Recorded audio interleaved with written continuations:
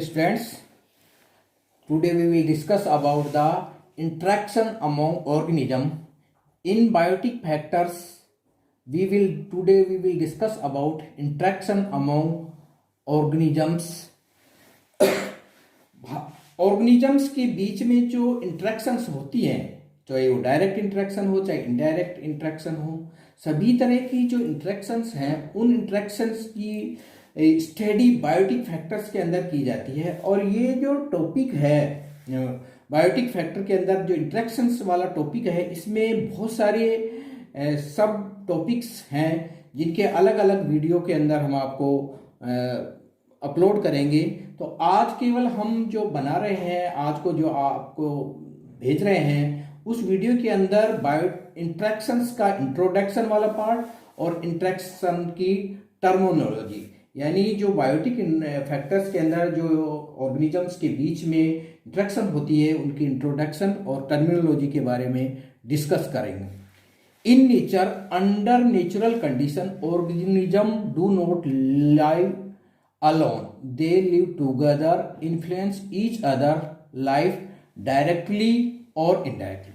हम ये जानते हैं कि नेचर के अंदर जितने भी ऑर्गेनिज्म हैं वो जहां भी पर रहता है, जिस भी आवास में रहता है, वो अकेला नहीं रहता। वो किसी न किसी ऑर्गेनिज्म के साथ, चाहे वो जंतु के, चाहे वो प्लांट, चाहे माइक्रो ऑर्गेनिज्म, वो अपने आवास में किसी न किसी के साथ रहता है। चाहे उसको पता है कि वहां पर कोई ऑर्गेनिज्म है, चाहे उसको नहीं पता है, तब भी उसको, यानी जो भी प्लांट है, जो भी एनिमल है, जो भी माइक्रो ऑर्गेनिज्म है, वो नॉनली और अननोनली, यानी जानते हुए या अनजानते हुए, वो एक नेचर के अंदर एक विभिन्न प्रकार की या विभिन्न स्पीशीजों के साथ में रहता है।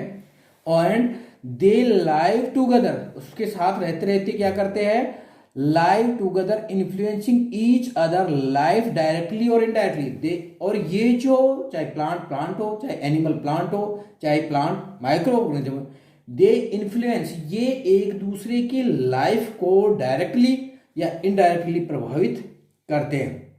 इन ecology this is known as species interactions, यानी जो एक स्पीसीज दूसरी स्पीसीज को डायरेक्टली या इनडायरेक्टली इन्फ्लुएंस करती है, प्रभावित करती है, उस प्रभावित करने को क्या कहते हैं, स्पीसीज इंटरेक्शन कहते हैं। इकोलॉजी की भाषा में, in ecology this is known as species interaction and is defined as the relation between species that live together in a community। और उसकी परिभाषा क्या हो जाएगी, ये क्या है कि एक कम्युनिटी के विभिन्न जातियां, जो एक कम्युनिटी की विभिन्न जातियां जो साथ साथ रहती हैं, कम्युनिटी की विभिन्न जातियां जो साथ साथ रहती हैं, उनके बीच में होने वाले रिलेशन हैं, उनके बीच में होने वाले संबंध को क्या बोलते हैं, इंटरेक्शन बिटवीन ऑर्गेनिजम्स या interaction among organism. The vital process in plants, the vital process यानी जैविक क्रियाएं, पादपों के अंदर होने वाली जैविक प्रक्रियाएं, जैसे growth, nutrition, reproduction, depends very much upon the interaction between the individuals of same species. यानी पादपों की जो जैविक क्रियाएं, जैसे ग्रोथ है, न्यूट्रिशन है, रिप्रोडक्शन हो, और भी क्या सारी जो भी जैविक क्रियाएं हैं, ये जैविक क्रियाएं जो सेम स्पीसीज के डिफरेंट ऑर्गेनिजम्स हैं, इंडिविजुअल्स हैं, उनके बीच में अगर होती है इंटरेक्शन, तो उसे कहा जाता है इंट्रा स्पेसिफिक इंटरेक्शन और among those of different species.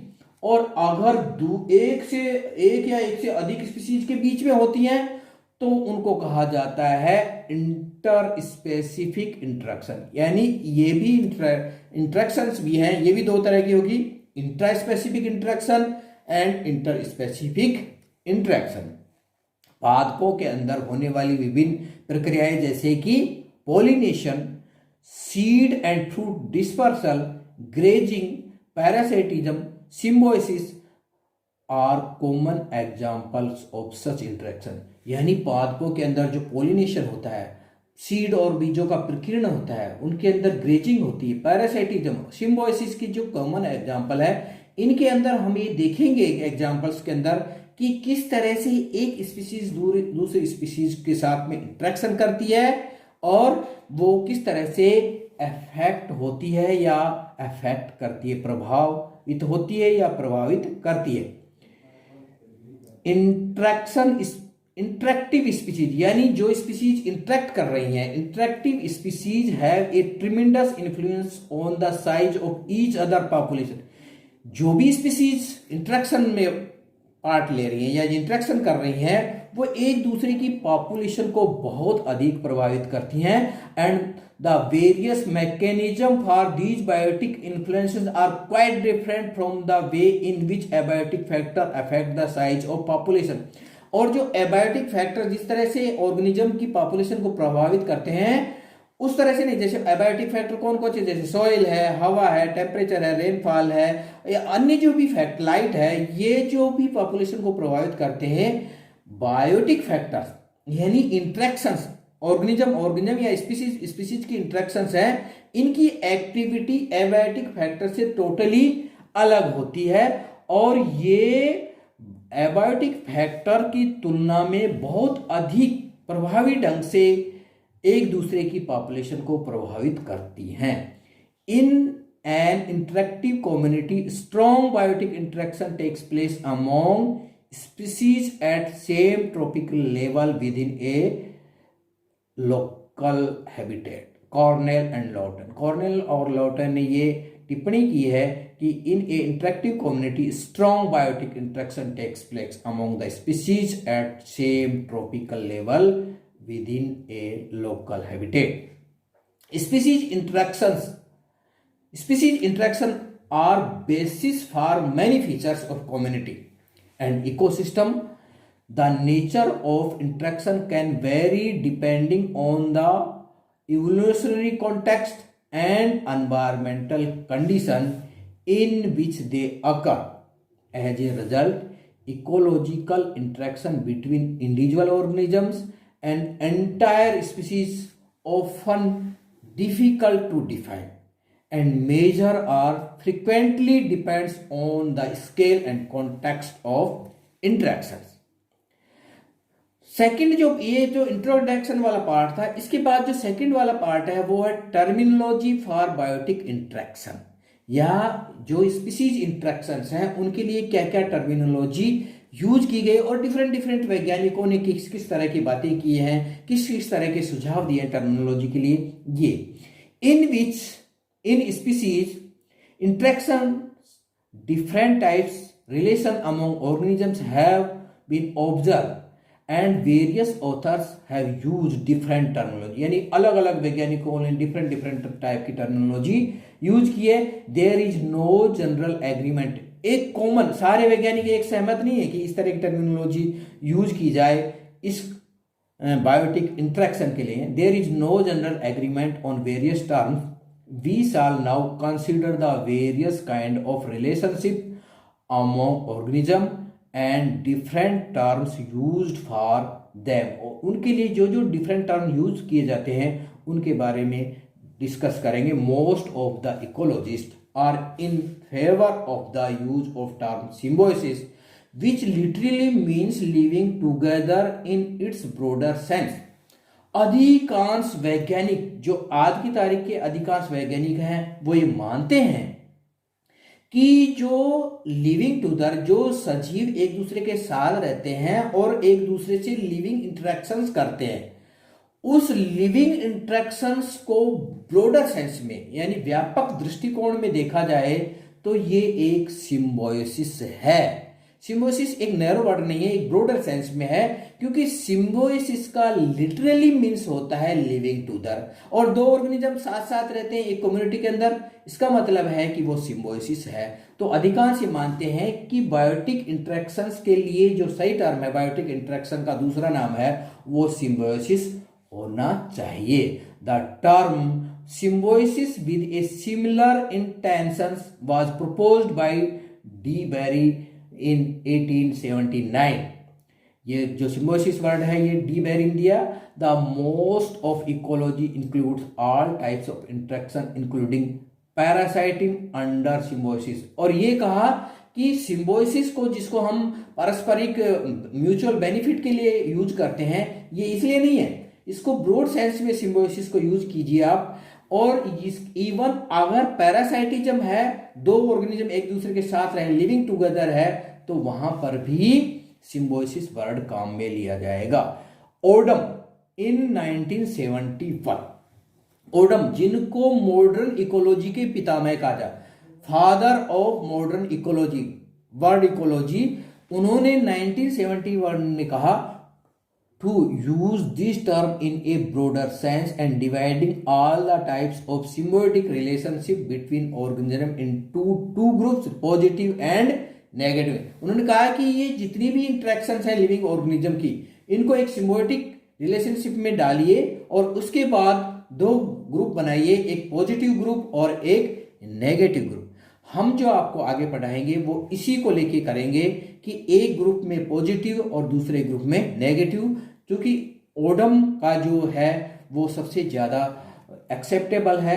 और इसी मॉडल को हम आगे जो भी नेक्स्ट आगे जो भी जितने भी हमारे वीडियो लेक्चर आएंगे वो इसी को ध्यान में रखकर पॉजिटिव और नेगेटिव इंटरेक्शन दो ग्रुप में बांट के हम वीडियो अपलोड करते रहेंगे।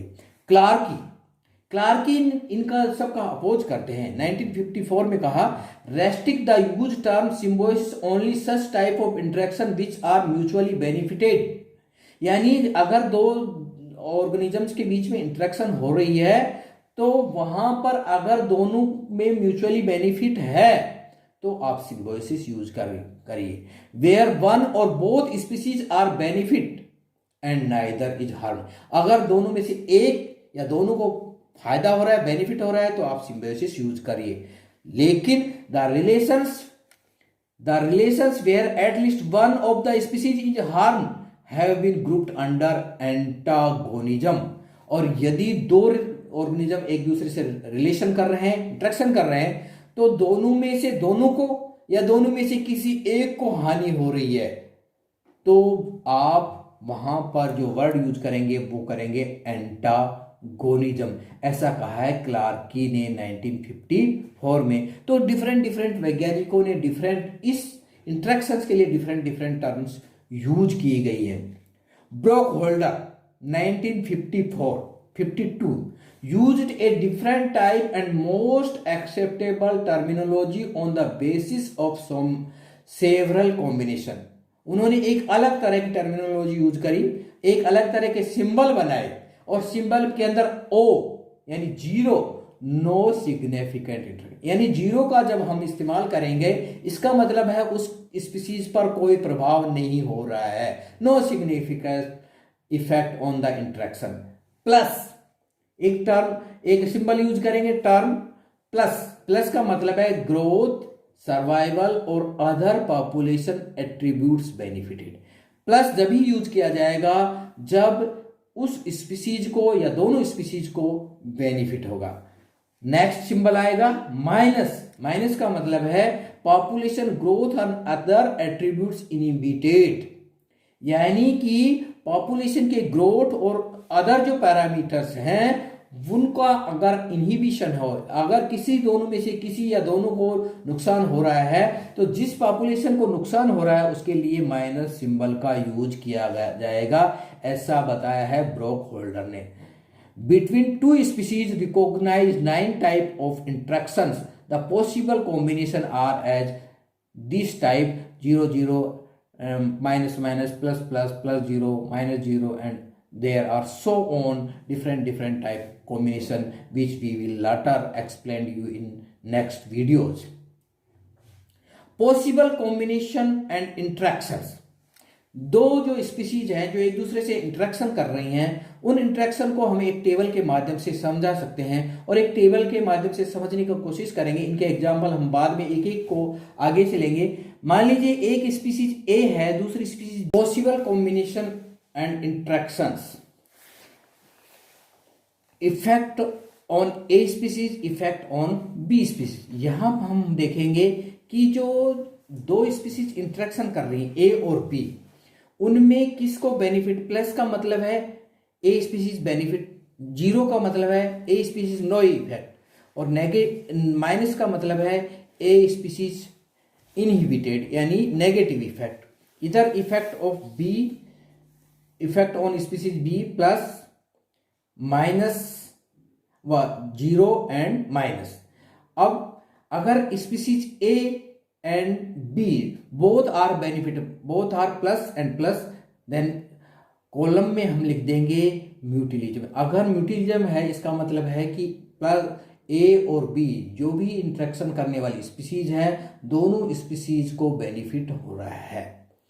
यहां पर भी दो वर्ड काम में लिए जाते हैं। अगर ऑब्लिगेटरी है तो हम म्यूटिलिज्म यूज करते हैं, अगर नॉन ऑब्लिगेटरी है तो हम वहां पर प्रोटो कोऑपरेशन वर्ड यूज करते हैं। अगर species A no effect zero है और B species benefit, then terminology word use as commensalism. और B species benefited, A species negative effect inhibited, then word use predation, herbivory, parasitism. Parasitism के साथ साथ यहाँ प्रिडिटरी भी यूज किया जा सकता है, और प्रिडिटरी और पैरासाइटिज्म दोनों को मिलाकर एक कॉमन वर्ड काम में ले सकते हैं जिसको बोलेंगे एक्सप्लॉइटेशन। तो एक्सप्लॉइटेशन और ये दोनों वर्ड हम काम में ले सकते हैं। मान लीजिए बी स्पीसीज नेगेटिव है, वो सॉरी नो इफेक्ट है, कोई इफेक्ट नहीं आ रहा बी स्पीसीज पर, ले और ए स्पीसीज पर भी कोई इफेक्ट नहीं है, नो इफेक्ट है, then it is the word काम में लिया जाएगा वो है न्यूट्रलिज्म। और अगर मान लीजिए बी स्पीसीज है, बी स्पीसीज में नेगेटिव है और ए स्पीसीज है वो नो इफेक्ट है, बी पर नेगेटिव है और ए स्पीसीज नो इफेक्ट है, देन वर्ड काम में लिया जाएगा एमनसेलिज्म। और अगर दोनों ए और बी दोनों पर ही इंटरेक्शन का नेगेटिव इफेक्ट होता है तो वर्ड काम में लिया जाता है, या जो टर्म यूज ली जाएगी वो होगी कॉम्पिटिशंस। और इसी टेबल को हम आगे और यूज कर सकते हैं और आगे और डिस्क्राइब कर सकते हैं। जैसे ये कॉम्बिनेशन है, ये इफेक्ट है और इंटरेक्शन टाइप है। देखिए 0-0 neither population affect the other, then word काम में लिया जाएगा neutralism. Negative and negative both species are direct inhibition of each species by the other, then word काम में लिया जाएगा competition. Indirect inhibition where common resources is not is short supply, then word काम में लिया जाएगा। यानी अगर दोनों ही स्पीसीज के अंदर नेगेटिव नेगेटिव है तो कंपटीशन काम में लिया जाएगा। Minus and 0 population 1 inhibited, 2 not affected amensalism. Plus और माइनस देखिए population 1 the parasite generally smaller than 2 का मतलब है सेकेंड स्पीसीज द होस्ट। अगर होस्ट स्पीसीज से पैरासाइट छोटा है तो हम यूज करेंगे parasitism. Plus minus population 1 the predator, यानी जो पैरासाइट है वो जनरली लार्जर देन 2, यानी होस्ट जिसको यहां पर काम में लिया गया है प्रे, उस होस्ट से बहुत बड़ा है तो उसे काम में लिया जाएगा प्रीडिशन। तो पैरासाइटिज्म और प्रीडिशन दोनों को एक कॉमन वर्ड काम में लिया जाता है, वो है एक्सप्लॉइटेशन। यहां देखिए +0 population 1 the commensal and benefited while 2 the host is not affected, then the word is commensalism. ++ the interaction favorable to both but not obligatory, proto-cooperation, and if the obligatory then it is used as mutualism. A artificial key to the various types of interaction.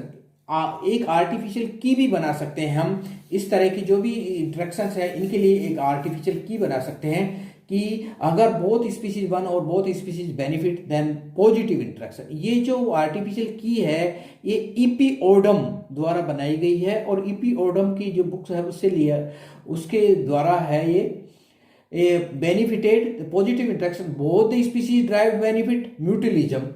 Example है pollination, fruit and seed dissemination, lichens, symbiosis of nitrogen fixation, mycorrhiza and jute colouring. Association not obligatory, then it is used as proto-cooperation, essential for survival by each other. Sea anemone, hermit crab in shell, ये example हैं। दूसरा है only one species benefit neither is harm, common syllogism, lineage, epiphytes, baruncles attached to the whales and hydroids on fish, crab in the mantle cavity of oyster, rhizosphere and phylospores microorganisms are the examples. Either one or both the species harm. Negative interaction, one species harms the other making its direct or indirect use, then it is word is used as exploitation. Used for the shelter or support some ants, birds inhabiting others' dwelling sites. Used for food derived from the host without causing its death.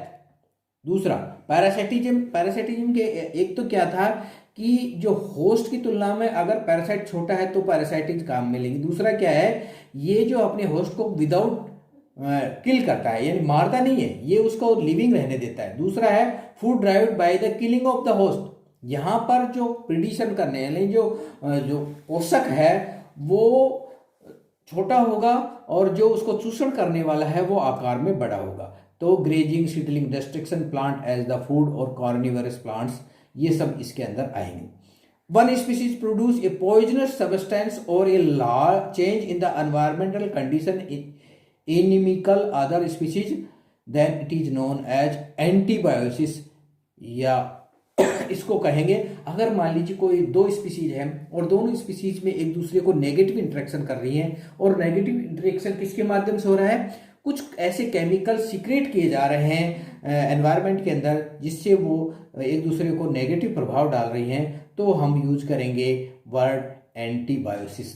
Both the species may be harmed in reciprocal unfavorable relationship where some features exist in short supply, then word is used competition। तो ये competition antibiosis, parasitism, प्रिडिशन यानी antibiosis और exploitation, ये कुछ ऐसे words हैं जिनको हम नेगेटिव इंटरेक्शन के अंदर लेंगे, डिटेल में बताएंगे आपको। और कॉमन सिलिज्म, प्रोटोकोपरेशन और म्यूचुअलिज्म, ये पॉजिटिव इंटरेक्शन, इनमें 1 by 1 एक वीडियो हम आपको अपलोड करेंगे। Thank you.